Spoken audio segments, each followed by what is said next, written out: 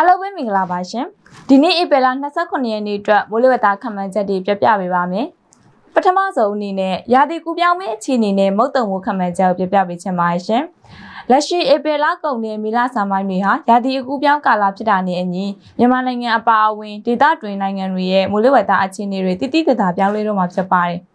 ရာသီဥတုအခြေအနေတွေပြပြရမယ်ဆိုရင်အခုနှစ်ရဲ့မုတ်တုံရာသီမှာအယ်နီညိုဖြစ်စဉ်ကြောင့်မိုးရသွန်းမှုလျော့နေနိုင်တယ်လို့အိန္ဒိယမိုးလေဝသဌာန IMD ကခန့်မှန်းထားပါတယ်။ဒါအပြင်အမေရိကန်အခြေစိုက်ကမ္ဘာမိုးလေဝသဌာန NOAA နဲ့ဩစတြေးလျမိုးလေဝသဗျူရို BOM တို့ရဲ့ထုတ်ပြန်ချက်တွေအရမိုးတိမ်ဖြစ်ထွန်းမှုကိုအားပေးတဲ့ MJO လေးစီးကြောင်းဟာဒီဧပြီလ28ရက်နေ့ကနေ30ရက်အတွင်းအိန္ဒိယသမုဒ္ဒရာထဲကိုအားကောင်းစွာဝင်ရောက်လာမှာဖြစ်ပြီးဒီလေးစီးကြောင်းရဲ့အားဖြည့်မှုကြောင့်ပဲလာမယ့်မေလဆန်းမှာမုတ်တုံအစပြုမှုအားကောင်းလာနိုင်တာကိုတွေ့ရပါတယ်ရှင်။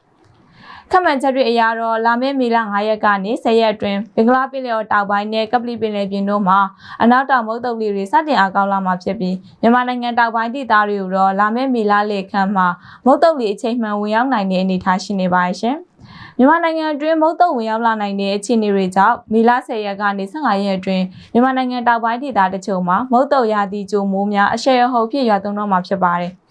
ဒါကြောင့်မိဘပြည်သူတွေအနေနဲ့မိုးဦးမကြခင်မှာကြိုတင်ပြင်ဆင်တဲ့လုပ်ငန်းစဉ်တွေကိုအလေးထားပြင်ဆင်ဆောင်ရွက်ကြဖို့နဲ့မိုးလေဝသပြင်ဆင်တွေကိုဆက်လက်စောင့်ကြည့်ကြဖို့အကြံပြုတိုက်တွန်းလိုပါတယ်ရှင်။ဒီနေ့အတွက်လေးစီးကြောင်းနဲ့မိုးရသွန်းနိုင်တဲ့ခန့်မှန်းချက်တွေကိုဆက်ပြောပြပေးပါမယ်။လက်ရှိမှာတော့မြန်မာနိုင်ငံအတွင်းအနောက်မြောက်လေးစီးကြောင်းနဲ့ထိုင်းပင်လယ်ကွေ့ရာတိုက်ခတ်လာတဲ့လေးစီးကြောင်းတွေဟာကပလီပင်လယ်ပြင်ကနေတဆင့်တပြိုင်နက်တည်းဝင်ရောက်နေပါတယ်။ဒါအပြင်ကုတ်တွင်းလေပြင်းနဲ့ရဝန်ကြောင့်လေးစီချောင်းကပါလာတဲ့ရေကိုရင်ငွေတွေနဲ့ကုတ်တွင်းအပူရှိန်တို့ပေါင်းဆက်ပြီးနေရာကွက်ကြားမိုးရတာတွေဖြစ်ပေါ်နေပါရှင်။ဒီနေ့တော့မိုးရသွန်းမှုအခြေအနေခန့်မှန်းချက်တွေအနေနဲ့ကတော့ကချင်နဲ့စကိုင်းတိုင်းအထက်ပိုင်းမှာနေရာနှံ့ပြားဗန်ဒလေးစကိုင်းတိုင်းအောက်ပိုင်းရှမ်းပြည်မြောက်ပိုင်းနဲ့အရှေ့ပိုင်းတို့မှာနေရာစစ်စိတ်မိုးရနိုင်ပါရဲ့နော်။ရှမ်းပြည်တောင်ပိုင်းနဲ့ချင်းမှာတော့နေရာကျကျမိုးရနိုင်ပြီးမကွေးနေပြည်တော်ကရင်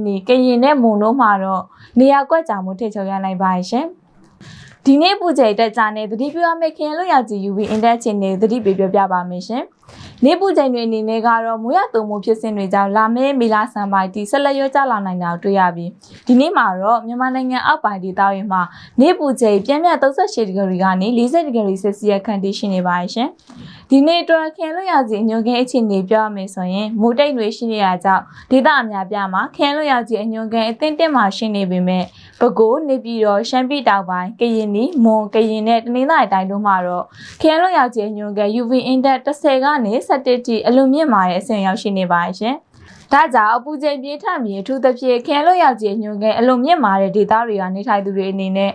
နေပူရှိန်ပြင်းထန်တဲ့မနက်10:00နာရီကျော်ကနေမွန်းလယ်2:00နာရီအတွင်းအပြင်သွားလာမယ်ဆိုရင်နေကမျက်မှန်ထီအုတ်ထုပ်အင်ဂျီလက်ရှိစားတဲ့နေရောက်ကောက်ွယ်နိုင်မယ့်အရာတွေကိုမဖြစ်မနေဝတ်ဆင်ပြီးမှသွားလာကြဖို့အကြံပြုတိုက်တွန်းလိုပါရှင်။